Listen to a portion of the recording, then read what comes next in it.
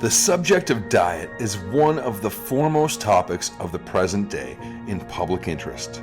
Newspapers and magazines teem with articles on the subject. The counters of bookshops are filled with volumes unfolding the mysteries of proteins, starches, vitamins, and so forth. The whole world is food conscious.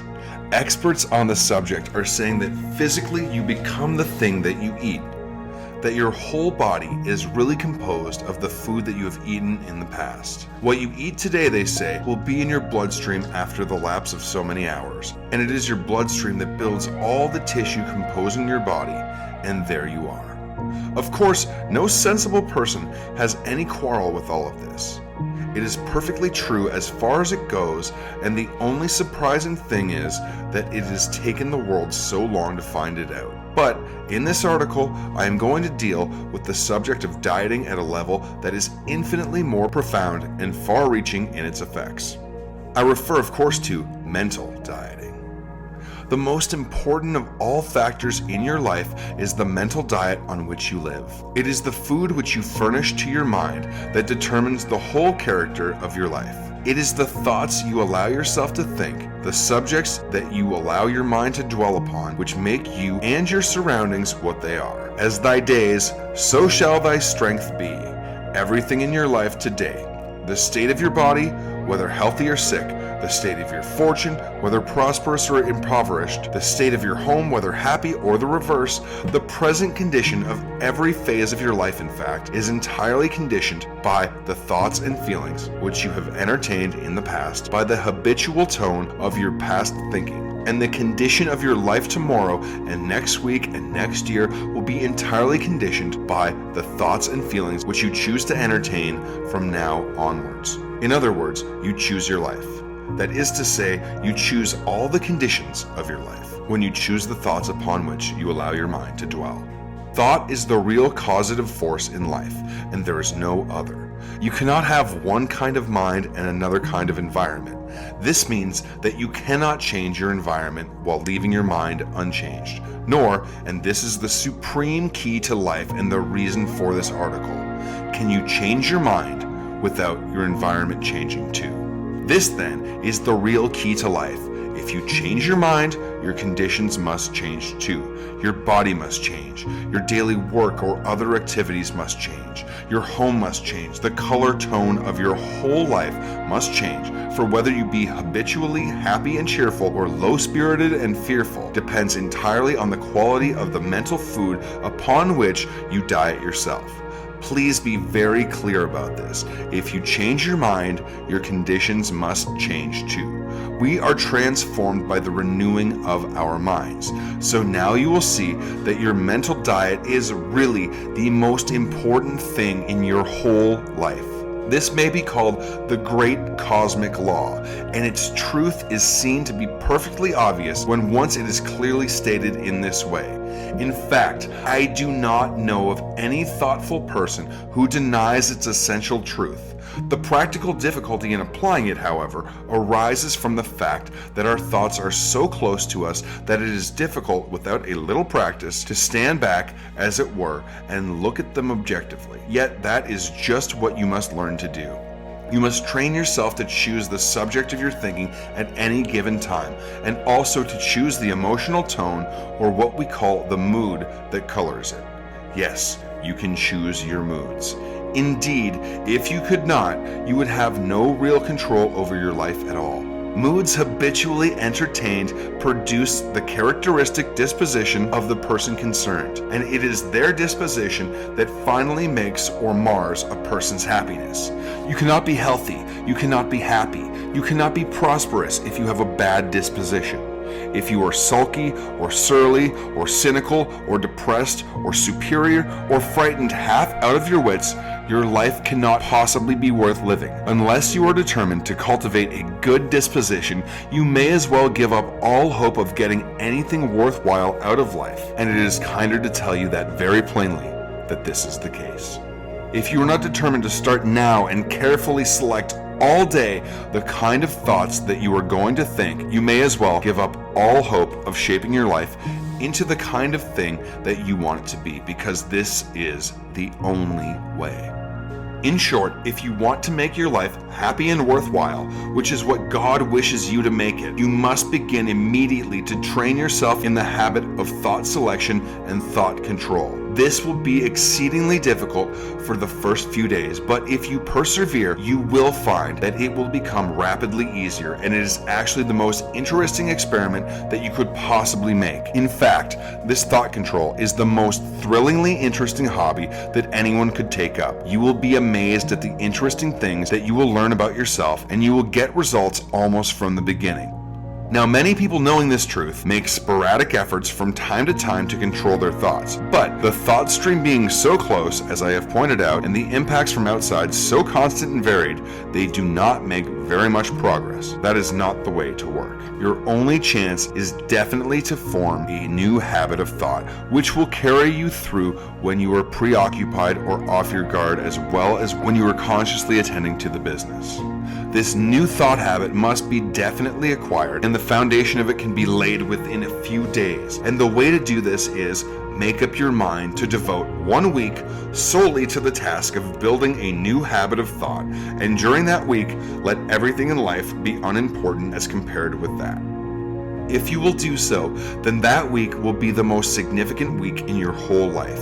It will literally be the turning point for you. It will literally be the turning point for you. If you will do so, it is safe to say that your whole life will change for the better. In fact, nothing can possibly remain the same. This does not simply mean that you will be able to face your present difficulties in a better spirit. It means that the difficulties will go. This is the scientific way to alter your life. And being in accordance with the great law, it cannot fail. Now, do you realize that by working in this way, you do not have to change conditions? What happens is that you apply the law, and then the conditions change spontaneously. You cannot change conditions directly. You have often tried to do so and failed, but go on the 7-day mental diet and conditions must change for you. This then is your prescription. For 7 days, you must not allow yourself to dwell for a single moment on any kind of negative thought. You must watch yourself for a whole week as a cat watches a mouse, and you must not, under any pretense, allow your mind to dwell on any thought that is not positive, constructive, optimistic, or kind. This discipline will be so strenuous that you could not maintain it consciously for much more than a week, but I do not ask you to do so. A week will be enough, because by that time, the habit of positive thinking will begin to be established. Some extraordinary changes for the better will have come into your life, encouraging you enormously, and then the future will take care of itself. The new way of life will be so attractive and so much easier than the old way that you will find your mentality aligning itself almost automatically. But the 7 days are going to be strenuous. I would not have you enter upon this without counting the cost. Mere physical fasting would be child's play in comparison, even if you have a very good appetite. The most exhausting form of army gymnastics, combined with 30-mile route marches, would be mild in comparison with this undertaking. But it is only for 1 week in your life, and it will definitely alter everything for the better. For the rest of your life, here for all eternity, in fact, things will be utterly different and inconceivably better than if you had not carried through this undertaking. Do not start it lightly. Think about it for a day or two before you begin. Then start in, and the grace of God go with you. You may start at any day in the week and at any time in the day. First thing in the morning, or after breakfast, or after lunch, it does not matter. But once you do start, you must go right through for the 7 days. That is essential. The whole idea is to have 7 days of unbroken mental discipline in order to get the mind definitely bent in a new direction once and for all. If you make a false start, or even if you go on well for 2 or 3 days and then for any reason fall off the diet, the thing to do is to drop the scheme altogether for 7 days and then start again afresh. There must be no jumping on and off, as it were. You remember that Rip Van Winkle in the play would take a solemn vow of teetotalism and then promptly accept a drink from the first neighbor who offered him one, saying calmly, "I won't count this one." Well, on the 7-day mental diet, this sort of thing simply will not do. You must positively count every lapse, and whether you do or not, nature will. Where there is a lapse, you must go off the diet altogether and then start again. Now, in order, if possible, to forestall difficulties, I will consider them in a little detail. First of all, what do I mean by negative thinking? Well, a negative thought is any thought of failure, disappointment, or trouble, any thought of criticism or spite or jealousy, or condemnation of others, or self-condemnation, any thoughts of sickness or accident, or in short, any kind of limitation or pessimistic thinking. Any thought that is not positive and constructive in character, whether it concerns yourself or anyone else, is a negative thought. Do not bother too much about the question of classification, however. In practice, you will never have any trouble in knowing whether a given thought is positive or negative. Even if your brain tries to deceive you, your heart will whisper the truth.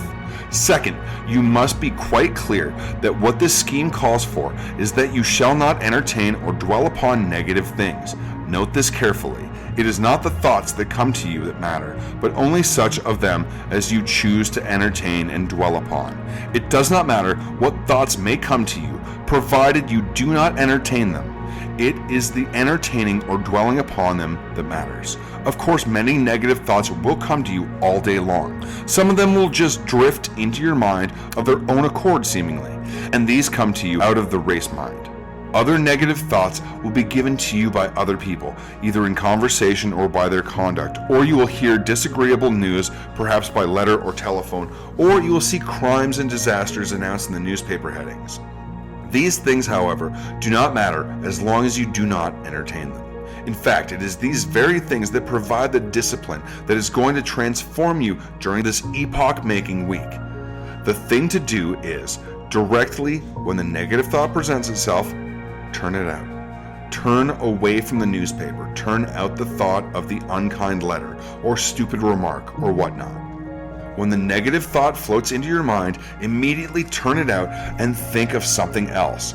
Best of all, think of God as explained in the Golden Key. A perfect analogy is furnished by the case of a man who is sitting by an open fire when a red-hot cinder flies out and falls into his sleeve. If he knocks that cinder off at once, without a moment's delay to think about it, no harm is done. But if he allows it to rest on him for a single moment under any pretense, the mischief is done, and it will be a troublesome task to repair that sleeve. So it is with a negative thought. Now, what of those negative thoughts and conditions which it is impossible to avoid at the point where you are today? What of the ordinary troubles that you will have to meet in the office or at home? The answer is that such things, negative experiences or conditions, will not affect your diet, provided that you do not accept them by fearing them, by believing them, by being indignant or sad about them, or by giving them any power at all. Any negative condition that duty compels you to handle will not affect your diet. Go to the office or meet the cares at home without allowing them to affect you. None of these things move me, and all will be well. Suppose that you are lunching with a friend who talks negatively. Do not try to shut him up or otherwise snub him. Let him talk, but do not accept what he says, and your diet will not be affected. Suppose that on coming home, you are greeted with a lot of negative conversation. Do not preach a sermon, but simply do not accept it. It is your mental consent, remember, that constitutes your diet. Suppose you witness an accident or an act of injustice, let us say. Instead of reacting with pity or indignation, refuse to accept the appearance at its face value. Do anything that you can to right matters. Give it the right thought and let it go at that. You will still be on the diet. Of course, it will be very helpful if you can take steps to avoid meeting during this week anyone who seems particularly likely to arouse the devil in you. People who get on your nerves or rub you the wrong way or bore you are better avoided while you are on the diet. But if it is not possible to avoid them, then you must take a little extra discipline. That is all. Suppose that you have a particularly trying ordeal before you next week. Well, if you have enough spiritual understanding, you will know how to meet that in the spiritual way. But for our present purpose, I think I would wait and start the diet as soon as the ordeal is over. As I said before, do not take up the diet lightly, but think it over well first. In closing, I want to tell you that people often find that the starting of this diet seems to stir up all sorts of difficulties. It seems as though everything begins to go wrong at once. This may be disconcerting, but it is really a good sign. It means that things are moving, and is not that the very object we have in view? Suppose your whole world seems to rock on its foundations. Hold on steadily, let it rock, and when the rocking is over, the picture will have reassembled itself into something much nearer to your heart's desire. The above point is vitally important and rather subtle. Do you not see that the very dwelling upon these difficulties is in itself a negative thought, which has probably thrown you off the diet? The remedy is not, of course, to deny that your world is rocking in appearance, but to refuse to take the appearance for the reality. Judge not according to appearances, but judge righteous judgment. A closing word of caution. Do not tell anyone else that you are on the diet, or that you intend to go on it. Keep this tremendous project strictly to yourself. Remember that your soul should be the secret place of the Most High. When you've come through the 7 days successfully and secured your demonstration, allow a reasonable time to elapse to establish the new mentality, and then tell the story to anyone else who you think is likely to be helped by it. And finally, remember that nothing said or done by anyone else can possibly throw you off the diet. Only your own reaction to the other person's conduct can do that.